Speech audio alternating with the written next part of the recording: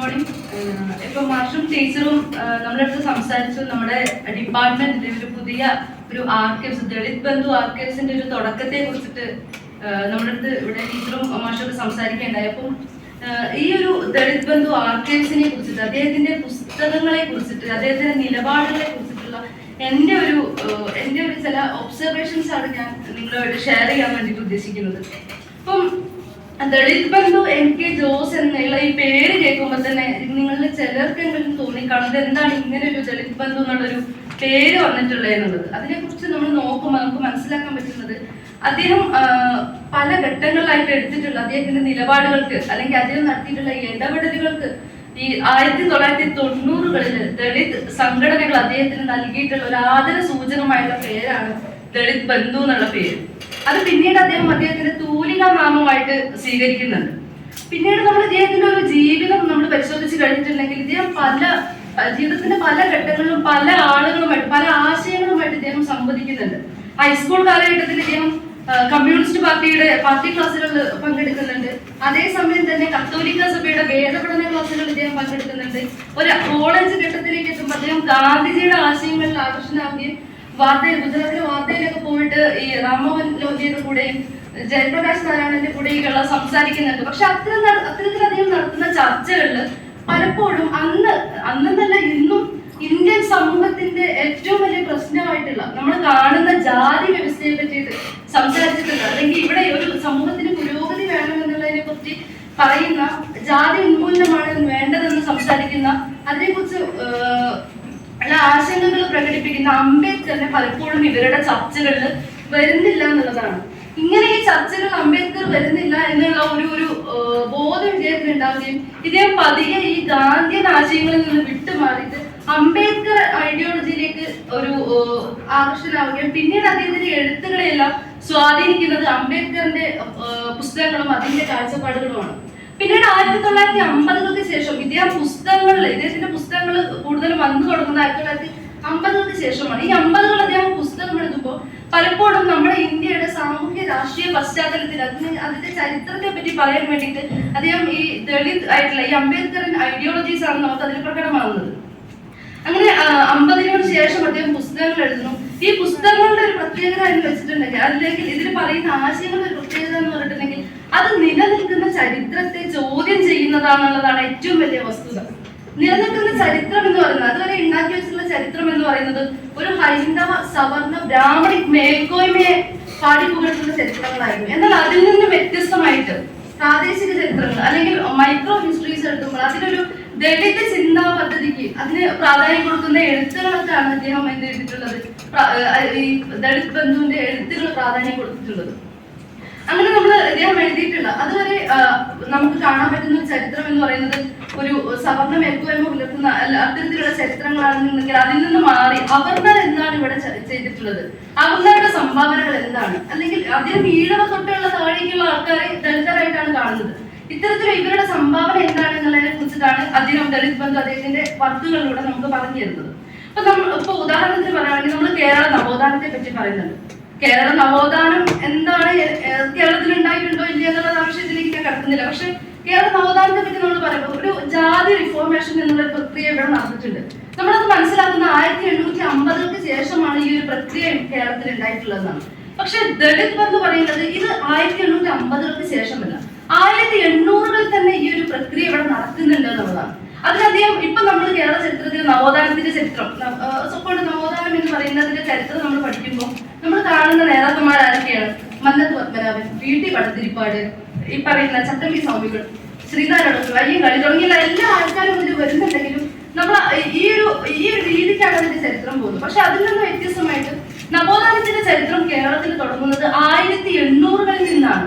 അതിന് അദ്ദേഹം വക്താക്കളായി കാണുന്നത് ചേർത്തലയിലുള്ള നങ്ങേരിയെയും നമ്മുടെ വൈക്കം ഇന്ന് മുനിസിപ്പൽ ബസ് സ്റ്റാൻഡ് നിൽക്കുന്ന സ്ഥലത്ത് നടത്തിയിട്ടുള്ള ദളവാക്കുളം ഇൻസിഡന്റിനെയാണ് അദ്ദേഹം എന്ത് ചെയ്യുന്നത്, ഇതിന്റെ വക്താക്കളായിട്ട് കാണുന്നത്. അപ്പൊ നമുക്കറിയാം, നമ്മള് ഈ ഒരു 19ാം നൂറ്റാണ്ടിന്റെ ചരിത്രം എന്തോ പറഞ്ഞിട്ട് 19ാം നൂറ്റാണ്ട് എന്തോ പറഞ്ഞിട്ട് ഒരു സിനിമ ഇറങ്ങിയിട്ടുണ്ടായിരുന്നു. അതോടുകൂടി പിന്നെ നമ്മൾ ഈ നങ്ങേരി എന്താണെന്നുള്ളതിനൊക്കെ ആൾക്കാരുടെ ഒരു ചർച്ച വന്നിട്ടുണ്ട്. പക്ഷെ അതിന് മുന്നേ നമ്മൾ എത്ര കണ്ട് ഇത്തരത്തിലുള്ള ആൾക്കാരെ പറ്റി ചർച്ച ചെയ്തിട്ടുണ്ട്. അപ്പം നമ്മൾ പലപ്പോഴും ഹിസ്റ്ററിയിൽ പഠിക്കുന്ന എന്താ, രാജാക്കന്മാരുടെ ചരിത്രം. അല്ലെങ്കിൽ രാജാവിന്റെ ചരിത്രം, അല്ലെങ്കിൽ അവരെ ഏർപ്പെടുത്തിയിട്ടുള്ള വിവിധ തരത്തിലുള്ള നികുതികളുടെ ചരിത്രം. ഇപ്പൊ മുലക്കരം പോലെ, വലക്കരം പോലെ, അല്ലെങ്കിൽ തലക്കരം പോലെയുള്ള വിവിധ തരത്തിലുള്ള നികുതികളെ പറ്റി നമ്മൾ പഠിക്കുന്നുണ്ട്. പക്ഷെ നികുതി കൊടുക്കേണ്ടി വരുന്ന ആൾക്കാരെ പറ്റി നമ്മൾ പഠിക്കുന്നുണ്ടോ? അവരുടെ ജീവിതാവസ്ഥ എന്താണെന്നതിനെ കുറിച്ച് നമ്മൾ പഠിക്കുന്നുണ്ടോ? അപ്പൊ അത്തരത്തിലുള്ള ആളുകളെ പറ്റിയിട്ട് ഇപ്പൊ നങ്ങേരി ചേർത്തലയിൽ 1803 നങ്ങേരി നടത്തിയിട്ടുള്ള ഈ ഒരു പ്രതിഷേധത്തിന് ആദ്യമായിട്ട് പുസ്തക രൂപത്തിൽ എഴുതുന്നതും അതിനെക്കുറിച്ച് അന്വേഷണം നടത്തുന്നതും പഠിക്കുന്നതും അത് പുസ്തക രൂപത്തിലാക്കുന്നതും ദളിത് ബന്ധുവാണ്. അതിനുശേഷം നമ്മളിപ്പോ ഈ വേലുത്തമ്പി ദളവയുടെ ഇൻസിഡന്റിനെ കുറിച്ച് പറയുകയാണെങ്കിൽ അത് അതിന്റെ ഒരു ചരിത്രം എന്ന് പറയുന്നത് ഈ വേലുത്തമ്പി ദളവ ഒരു ഘട്ടത്തിൽ എത്തുമ്പോൾ നമ്മുടെ 1500-കൾക്ക് മുന്നേ വൈക്കം എന്നുള്ള പ്രദേശം ഒരു സവർണ ബ്രാഹ്മണ അധികാരത്തിനപ്പുറം അതൊരു ഈഴവ ബുദ്ധ വിഹാര കേന്ദ്രമാണെന്നാണ് ദളിത് ബന്ധു എല്ലാം പറഞ്ഞു വെക്കുന്നത്. അദ്ദേഹം അതിന് പല സോഴ്സുകളും ഉപയോഗിക്കുന്നുണ്ട്. അപ്പൊ ഇത്തരത്തില് ഈ ഒരു ഘട്ടം കഴിഞ്ഞപ്പോൾ വേലുത്തമ്പി ദളവയുടെ കാലഘട്ടത്തിൽ ഈ ഒരു തങ്ങളുടെ പ്രദേശം വീണ്ടെടുക്കാൻ വേണ്ടിയിട്ട് 200ഓളം വരുന്ന ഈഴവര് ഈ ഒരു പ്രദേശത്തേക്ക് ആക്രമിക്കുകയും അത് കീഴടക്കാൻ വേണ്ടി ഒരു ശ്രമം നടത്തുകയും ചെയ്യുന്നത്. എന്നാൽ പിന്നീട് വേലുത്തമ്പി ദളവയും അദ്ദേഹത്തിന്റെ പടയാളികളും, ഞാൻ മനസ്സിലാക്കുന്നത് ഇതൊരു പെട്ടെന്നുണ്ടായ ഒരു ഇൻസിഡന്റ് അല്ല. കാരണം ഈ ഒരു തിരുവിതാംകൂറിൽ നിന്ന് പട്ടാളക്കാരെ എല്ലാം വൈക്കത്ത് സജ്ജരാക്കി നിർത്തണം എന്നുണ്ടെങ്കിൽ ചെറിയ ചെറിയ ഇൻസിഡൻസ് അവിടെ ഉണ്ടായിട്ടുണ്ട്. അപ്പം ഇങ്ങനെ വരികയും ഈ ഒരു പട്ടാളക്കാരുടെ നേതൃത്വത്തിൽ ഈ 200ഓളം വരുന്ന ഈഴവരെ ആക്രമിക്കുകയും ഇവരെ തലയറുത്ത് ഇവരെ മൂടിയിട്ടുള്ള സ്ഥലമാണ് ഈ ഇന്ന് നമ്മൾ ദളവാക്കുളം എന്ന് വിളിക്കുന്ന, അല്ലെങ്കിൽ ഇന്ന് വൈക്കം മുനിസിപ്പൽ ബസ് സ്റ്റാൻഡിൽ നിൽക്കുന്ന സ്ഥലം എന്നാണ് നമ്മൾ പറയുന്നത്. അതാണ് ഇന്ന്. പക്ഷെ അത് നമുക്ക് എന്താണ് ചരിത്രത്തിൽ ഇതൊന്നും കാണില്ല. ചരിത്രത്തിൽ ഇതെല്ലാം ആരോ ഇത് അറിയരുതെന്ന് കരുതി മൂടി വെക്കപ്പെട്ട പോലെയാണ് നമ്മൾ ഇന്ന് കാണുന്നത്. ഇദ്ദേഹം ഈ ഒരു ചരിത്രം തുടങ്ങുമ്പോൾ തന്നെ ഇദ്ദേഹം ചില ചോദ്യങ്ങൾ ചോദിക്കുന്നുണ്ട്. ഈ വേലുത്തമ്പി ദളവ ആകെപ്പാടെ ഒരു കുളം മാത്രമാണോ കുഴിച്ചിട്ടുള്ളത് കേരളത്തില്, അതോ മറ്റ് കുളങ്ങൾ ഇതുപോലെ കുഴിച്ചിട്ടുണ്ടോ? ഇനിയിപ്പോ വൈക്കത്ത് തന്നെ ഇങ്ങനെ ഒരു കുളം ഉണ്ടാക്കാൻ വേണ്ടിയിട്ട് അവിടെ ജലത്തിന് വല്ല ലഭ്യത കുറവുണ്ടോ? നമുക്കറിയാം വേമ്പനാട്ട് കായലിന്റെ പ്രദേശത്ത് കിടക്കുന്ന ഒരു സ്ഥലമാണ് വൈക്കം. അവിടെ വെള്ളത്തിന്റെ വല്ല കുറവ് ഉണ്ടായിട്ടുണ്ടാകും, അതുകൊണ്ടായിരിക്കും ഒരു കുളം കുത്തിയിട്ടുണ്ടാവുക. അതോ ഇനിയിപ്പം അങ്ങനെ ഒരു വെള്ളത്തിന്റെ കുറവ് ഉണ്ടായിട്ടാണെങ്കിൽ അങ്ങനെയാണ് ഒരു കുളം കുത്തുന്നെങ്കിൽ പിന്നെ എന്തിനാണത് മൂടുന്നത്? അങ്ങനെയുള്ള ചില ചോദ്യങ്ങൾ ചോദിച്ചുകൊണ്ടാണ് ഇദ്ദേഹം എന്ത് ചെയ്യുന്നത്, അദ്ദേഹത്തിന്റെ പഠനങ്ങൾ ഇദ്ദേഹം തുടങ്ങുന്നത്. പിന്നീട് അദ്ദേഹം ഇത്തരത്തിലുള്ള ചില നിരീക്ഷണങ്ങളെ ഇദ്ദേഹം പറയുന്നത് പല പല സോഴ്സുകൾ ഉപയോഗിച്ചുകൊണ്ടാണ്. ആ സോഴ്സുകളിൽ നമുക്ക് ഇവിടെയുള്ള ഒരു സഞ്ചാരികൾ, നമുക്കറിയാം കേരളത്തിന്റെ പല ഘട്ടങ്ങളിൽ പല കാലങ്ങളിൽ ഇവിടെ വന്നിട്ടുള്ള പല രീതിയിലുള്ള സഞ്ചാരികളുടെ കുറിപ്പുകൾ അദ്ദേഹം പരിശോധിക്കുന്നുണ്ട്, ഗ്രന്ഥവരികൾ അദ്ദേഹം നോക്കുന്നുണ്ട്. പിന്നെ ഓറൽ സോഴ്സസ്, സോഷ്യൽ മെമ്മറി അദ്ദേഹം ഉപയോഗിക്കുന്നുണ്ട്, ലിറ്റററി സോഴ്സുകൾ, ഫോക്ക് ലിറ്ററേച്ചർ അദ്ദേഹം ഉപയോഗിക്കുന്നുണ്ട്, സാധാരണ മറ്റ് ലിറ്ററേച്ചറുകൾ ഉപയോഗിക്കുന്നുണ്ട്. ഇങ്ങനെ വ്യത്യസ്തങ്ങളായ സോഴ്സുകൾ ഉപയോഗിച്ചിട്ടാണ് ഇവര് ഈ ദളിത് ബന്ധു സവർണർക്കെതിരെ അതിനൊരു മറ്റ് ചരിത്രമുണ്ട്, അല്ലെങ്കിൽ സവർണാധിപത്യത്തിൽ നിൽക്കുന്നതിനെതിരെ ഒരു മറു ചരിത്രമുണ്ട്, ചരിത്രത്തിലൊരു മറ്റൊരു മുഖമുണ്ട് എന്ന് നമുക്ക് കാണിച്ചു തരുന്നതിന് ഇങ്ങനെ വ്യത്യസ്തമായുള്ള സോഴ്സുകൾ ഉപയോഗിച്ചതാണ്. അപ്പൊ നമ്മള് ഇങ്ങനെ ഇദ്ദേഹം പറഞ്ഞു വെക്കുന്ന കാര്യം എന്താ വെച്ചാൽ, നമ്മളിപ്പോ കേരള ചരിത്രം പഠിക്കുന്നുണ്ട്.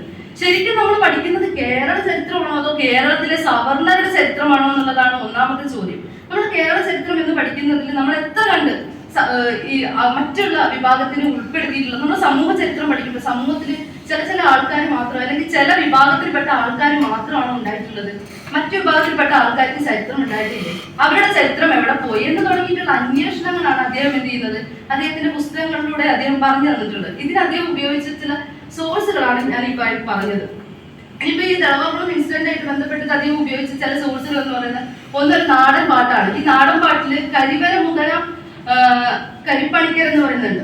ഈ ദളവാക്കുളം ഇൻസിഡന്റിൽ അതിനെ ആക്രമിക്കാൻ വരുന്ന ആളുകളെ പറ്റിയിട്ട് ഇന്നും അവിടെ പാടിക്കൊണ്ടിരിക്കുന്ന ചില പാട്ടുകളാണ്. അതുപോലെ പുലി പോലെ പായുന്ന മല്ലു പണിക്കർ എന്ന് പറഞ്ഞിട്ട് ഈ പണിക്കർ കണ്ടാനൊക്കെ തുടങ്ങിയിട്ടുള്ള വാക്കുകൾ അന്ന് ഈ രാജാവ് ഈഴവർക്ക് നൽകിയ ചില സ്ഥാനങ്ങളാണ്. അപ്പൊ ഇവര് ഇത്തരത്തിൽ ഓടിയും പാഞ്ഞും ഇങ്ങനെയൊക്കെയാണ് ഈ ഒരു ദളവാക്കുളത്തേക്ക് എത്തിയിട്ടുള്ളത് എന്നുള്ളൊരു നാടൻ പാട്ട് ഇന്നും അവിടെ നിർത്തുന്നുണ്ട്. മാത്രമല്ല കുമാരനാശാൻ 1920 ഇദ്ദേഹം പലവിധ സോഴ്സുകൾ ഉപയോഗിക്കുന്നതിൽ ആനുകാര്യങ്ങൾ ഉപയോഗിക്കുന്നുണ്ട്.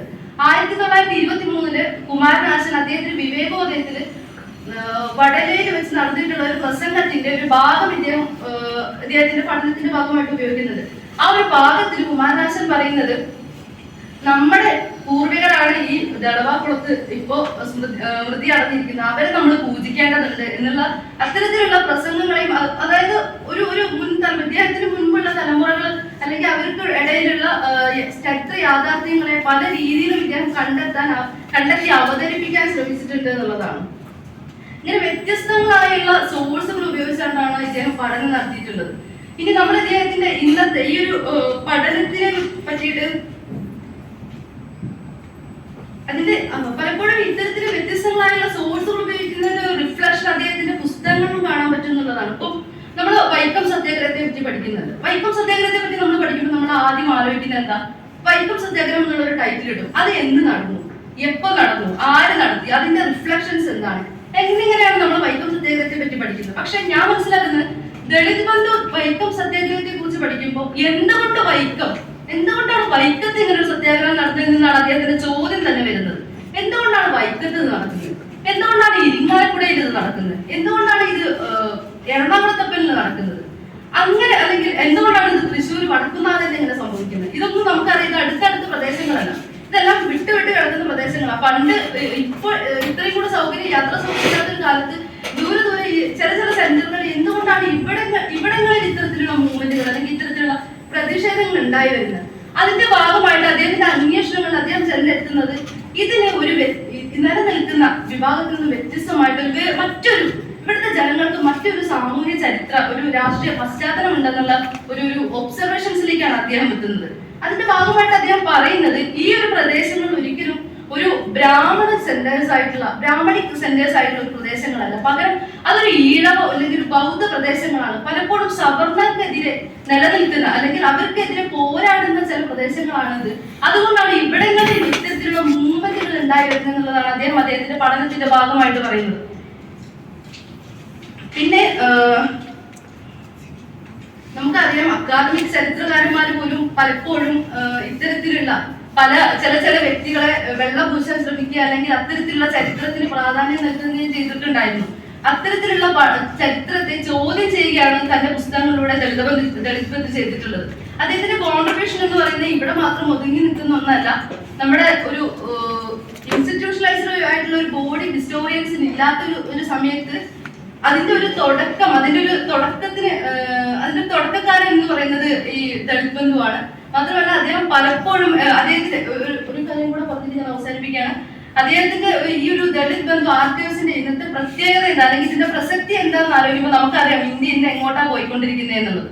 നമ്മുടെ പല കൺസ്ട്രക്ഷൻസും ആദ്യമായിട്ട് ഇവർ ഐഡിയോളജിയിലൂടെയാണ് ഒരു ഹൈന്ദവ ബ്രാഹ്മണിക് സവർണ മൂല്യങ്ങൾ ഇവിടെ പ്രചരിപ്പിച്ചുകൊണ്ടിരിക്കുന്നെങ്കിൽ ഇന്ന് അത് കൺസ്ട്രക്ഷൻസിലൂടെയും ടെക്സ്റ്റ് ബുക്കുകളിലൂടെയൊക്കെ വിവിധ രീതിയിലുള്ള പുതിയ ചരിത്രം ഇവർ സൃഷ്ടിക്കാൻ തുടങ്ങി. ഈ ഒരു ചരിത്രത്തിനെതിരെ ആദ്യകാലത്ത് തന്നെ ഇങ്ങനെ ഇപ്പൊ നമുക്കത് ശക്തമായി കാണുന്ന 1980 ശേഷം അല്ലെങ്കിൽ മോദി അധികാരത്തിൽ വന്നതിന് ശേഷം ഒന്നല്ല ഇത്തരത്തിലുള്ള ഒരു ഹൈന്ദവ മൂല്യങ്ങളെ പ്രചരിപ്പിക്കുന്ന ഒരു രീതിയിലുള്ള ഒരു ചരിത്ര രചന തുടങ്ങുന്നത്. അതിന് മുന്നേ ഏറെയും കുറഞ്ഞും ഈ ഒരു സ്വഭാവം നമ്മുടെ ഇടയിൽ ഉണ്ടായിട്ടുണ്ട് എന്നുള്ളതാണ്. അപ്പൊ അതിനെതിരെ എഴുത്തുകളിലൂടെ തന്നെ പ്രതികരിക്കുക അല്ലെങ്കിൽ എഴുത്തുകളിലൂടെ തന്നെ ഇതിനെ ചെറുത്ത് നിന്നിട്ടുള്ള ഒരു ആളായിട്ടാണ് ഞാൻ ദളിത് ബന്ധുവിനെ കാണുന്നത്. നമുക്ക് നിലനിൽക്കുന്ന ചരിത്രം സവർണ അധികാരത്തിനും വ്യത്യസ്തമായിട്ട് അവർണർക്ക് പ്രാധാന്യം നൽകിയിട്ടില്ല അല്ലെങ്കിൽ അത്തരത്തിലുള്ള ചരിത്രങ്ങൾക്കാണ് അദ്ദേഹം പ്രാധാന്യം കൊടുത്തിട്ടുള്ളത്. അതാണ് അദ്ദേഹത്തിന്റെ പുസ്തകങ്ങളിലൂടെ അദ്ദേഹം പ്രചരിപ്പിക്കാൻ ശ്രമിച്ചിട്ടുള്ളത്. ഇത്തരത്തിലുള്ള ചരിത്രത്തെ നമ്മൾ വീണ്ടെടുക്കേണ്ടതുണ്ട്, അല്ലെങ്കിൽ ഇതിനെ നമ്മൾ കാണാത്തതാണ് നമ്മുടെ ചരിത്രത്തോട് ചെയ്യുന്ന ഏറ്റവും വലിയ നീതികേടെന്ന് പറഞ്ഞുകൊണ്ടിരുന്നത്.